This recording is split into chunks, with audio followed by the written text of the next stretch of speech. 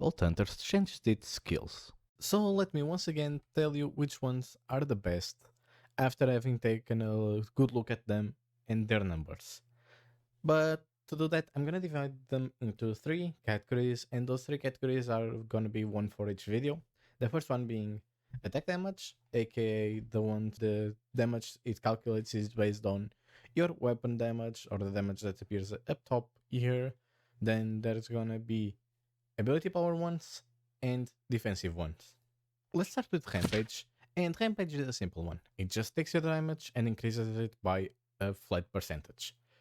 And unlike before, the percentages and whatever scalings the skills have now, they simply go up linearly. So there is not much to look into levels if there is one level that is less worth it than the next. But yeah, they all scale normally now, which I find less interesting but easier to balance. So I guess that's fine. I made a mistake. Well, Rampage already scaled linearly. I was just looking at the scaling graph for Nova. So in this case, what I said is not correct. However, it still applies to the other skills that did not have linear scaling. Now they do, so that part is still correct. So while it is not important for this skill in specific, it's still important for the other ones. So yeah, the graph you're seeing on the left, it's actually wrong. Let me get a new one, and that new one just means that now it has less levels in general for Rampage and for all skills, to be honest, going in this case from 32 to 4, and the highest increase in damage is also higher. So yeah, Rampage is simply better than it used to be. Taking into consideration the Rampage, let's just take a look at it. How much damage I'm dealing? 19 with a normal hit. However, once I do activate Rampage, 28.5, aka an increase of 50%, which is the level I am currently at. And the amount of mana it costs is static for each level, and the same goes for all skills in this skill tree between Rampage, Vampiric, and Chaining. That is 12 mana per second. So, yeah, pretty good skill if you're gonna use it to kill any mob that is a bit more tanky, but into looting, it's not as useful. Now for Vampiric. Vampiric has a static percentage of leech for each level. It's not based on missing health, it's what I'm here to say. And it increases 1% per each level, starting at 8 and ending at 11. But anyway, having a 19, you can see that each hit would be restoring me about what? 20 becomes 2 HP, 2 HP is a full heart. So a full heart per hit. Not only that, the damage here tells you your average damage per second, meaning that each second you'd be restoring about 1% is, aka 3 HP, which is 1.5 heart, that is about level 2 of healing, the healing ability. Now for the last one, you have Chaining, which before, if you don't remember, it was, okay, you take in Chaining, and at level 1 you get 1 Chaining, at level 8 that Chaining goes to 2, but instead now it's simply, okay, at level 1 you get 1 Chaining, level 2 2, and so on and so forth, level 4 4 Chaining, which is great. Just, if you need Chaining, just take it.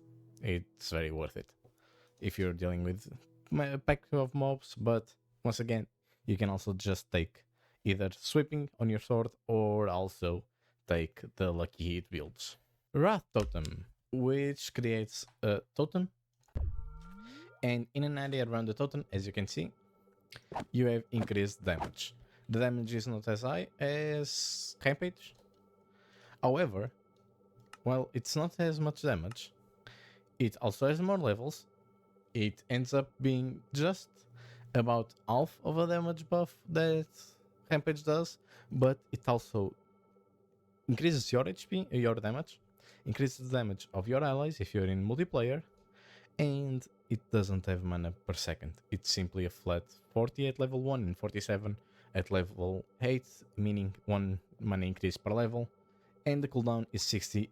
And being that your base mana regen is 100%, as you can see over here, I have 150 because... why do I have 150? Oh, because Phylactery. And 100% is 1 mana per second, meaning that in 60 seconds you'll more than restore the mana you used to activate the skill. Next one is the Javelin. That might just be the best skill, offensive one that is in the game. That being, you throw a Javelin, and the enemy hits, it's gonna take damage, and depending on the specialization you have, it's gonna have another effect. Let's go with base first, and as it says, there's an amount of damage based on your weapon damage is not exactly correct, because the damage is based on the damage you see up here. It's basically the same damage as is over here up top. So it's not just the weapon damage, it is modified by your gear, damage percent and whatnot. So take that into consideration. And base javelin, you throw the javelin, hit a mob, deal a large amount of damage, and deal knockback damage to the mob, or knockback to the mob. So they are not such a problem hitting you and maybe killing you. Now for piercing. Piercing just adds piercing as if it was in a crossbow to the javelin, meaning that a single javelin will travel in a line, hitting every enemy it hits. At level 1 is 3 enemies, 4 enemies, and at level 2 it's 7, because it's first target and then plus 6, I think, and plus 3. If I'm not correct, it's 3 and 6, which is even easier, but either way, very useful, very easy to use. It just line the mobs in a line, as they tend to do when going after you. So I'm re-recording Scatter because of a mistake I made. I thought that this would only happen if it is an enemy, and not if it hit the ground also. So the mistake I was going through is that I would use it, and only a bit of damage would be, and the Scatter will only hit 4 enemies at level 2 in its base form, while piercing would be through more enemies. So I thought to wave clear, piercing was better, and I still do, because you can get the mobs in a position that you can hit a lot of them with the single javelin. However, I was saying that 10% difference in damage, as you can see, it's 40 to 30.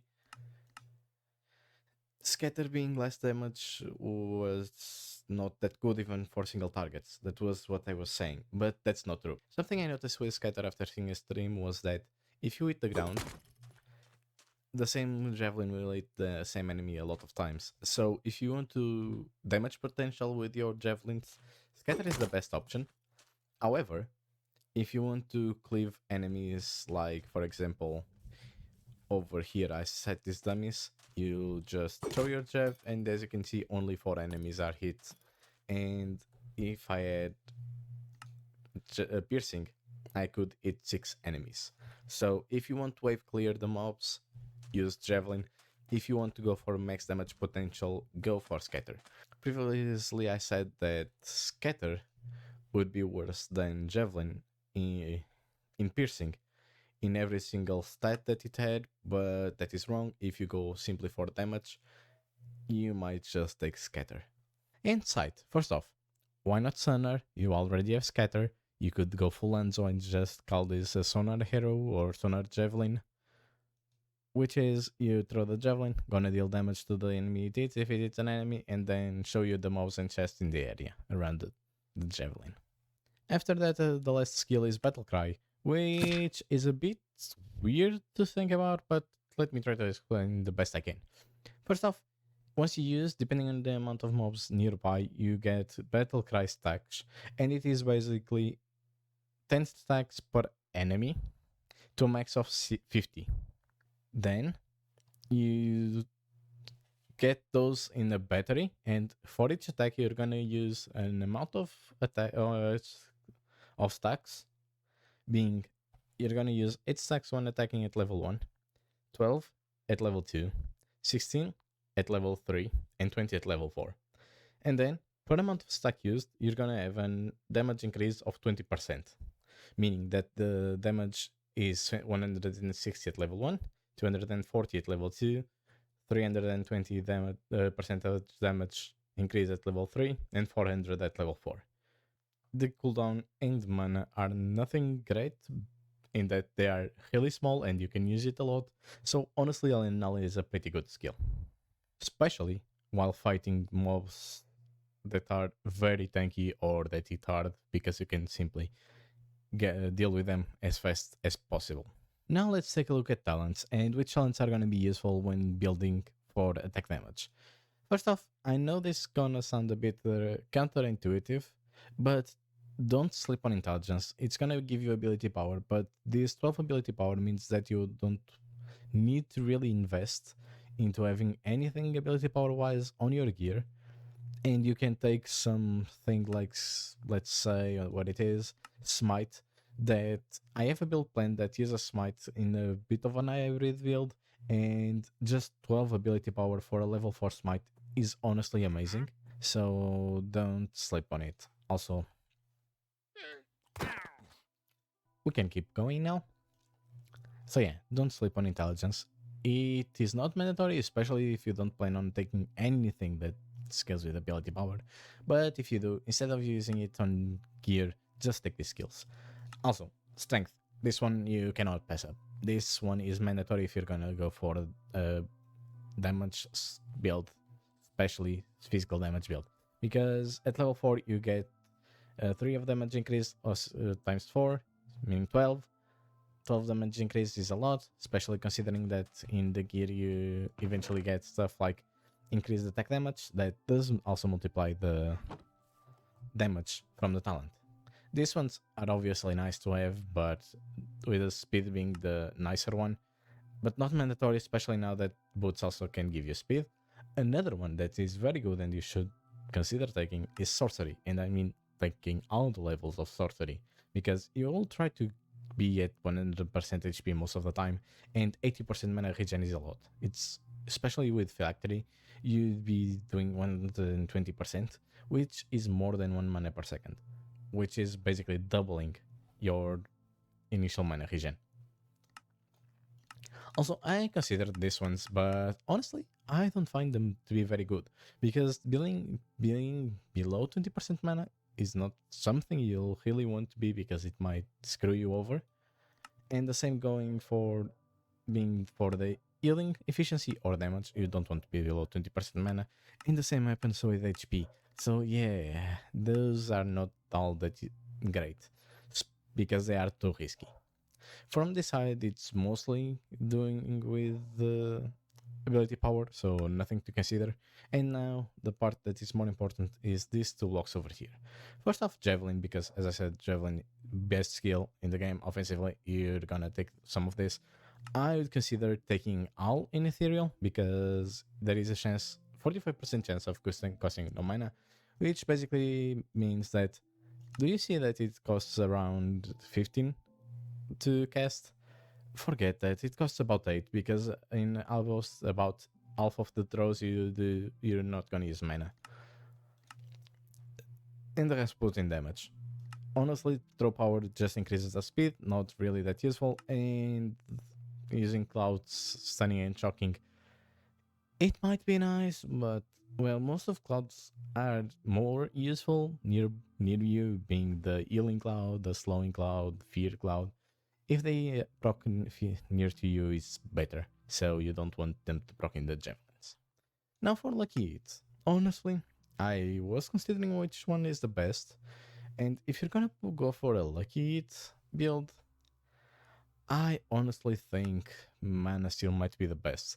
Just take full Mana Steel and don't even consider anything else, because with lucky hits, you're gonna use most likely one of these 3 skills, and you're gonna be bleeding mana, and you need as much mana as possible. And so, if you're gonna go Vampiric, you don't need Life Leech. If you go Shining, you don't need Cleave.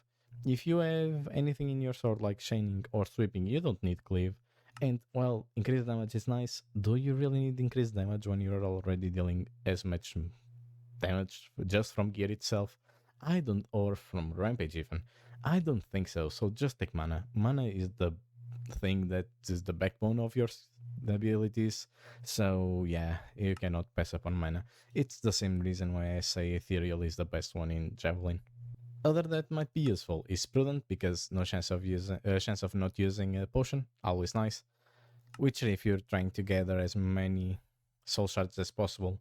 And as I said, you want to be at near 100% mana most of the time, which it enables this one to be up. And so stone skin, it's useful. It's just knockback resistance, but as you don't want to be taking damage, I don't think this is really all that necessary. Now for some complementary abilities, which ones are good? I'm just gonna show you the build I am currently thinking of, and honestly it's pretty decent. First off, you're gonna have 8 levels in Empower, and more specifically Entropic Bind, because it costs only 1.1 mana per second, has a pretty decent radius, and slow mobs near inside that radius. Also, as I said, I'm using Smite, and the reason for that is that it's at level 4 it's 1 mana per second, and every time it hits with a bolt it's 7 mana. And it hits with a bolt every 10 seconds. And why do I take both of this? Let me just show you something interesting. Let me activate Entropic Bind and also Smite, and look at my mana bar. As you can see, it's permanently 99%. And that is because I, with just the 10% in my legs, the 80% from sorcery, and 50% in all sources from Phylactery. Phylactery is very useful for this one if you have it. If not, just use more gear to place more mana regen in its pieces. Try to even get mana regen in all pieces of gear. So once I go in range to strike a target, as you can see, the mana goes down. However, by the time that I am ready to hit the enemy with another beam of lightning, my mana is full already. So yeah, you permanently have full mana basically, without having to consider when to activate and deactivate skills. The rest of the damage simply comes from auto attacks. I plan on having one sword with sweeping each chance because that's the best way to actually proc the damage, because I currently don't have anything in cleave, as I said, nor do I plan on taking any level in shaming. So just take the sword and kill the enemies. Simple. As for complementary skills, I also have dash, because movement is always nice, heal, because it's just to topple you off, to have sorcery always going, and that's basically it. Actually, no. I also have javelin because sometimes after level 50, after level like 25 or even 10, I don't remember, ranged enemies appear. Javelin just lets you deal with them. No other reason. You might even, if you want to, just take the base javelin, but I prefer to, as I said, have piercing in case more than one shows up, and it's easier to line them up. While you are seeing me raiding this vault, let me just tell to you about the gear and what do you want in each piece of gear. Let's start simply with the weapon. The two more important things you want in your weapon is attack damage, be it the most you can in implicits, and try to get also attack damage in the prefixes, as well as you want to get the weapon with sweeping. And the reason why you don't want lucky hit is because at max lucky strike chance you can get is around 26%, which is 1 in 4 hits you do become lucky strike. That is also the reason not to go for cleave, just not consistent enough.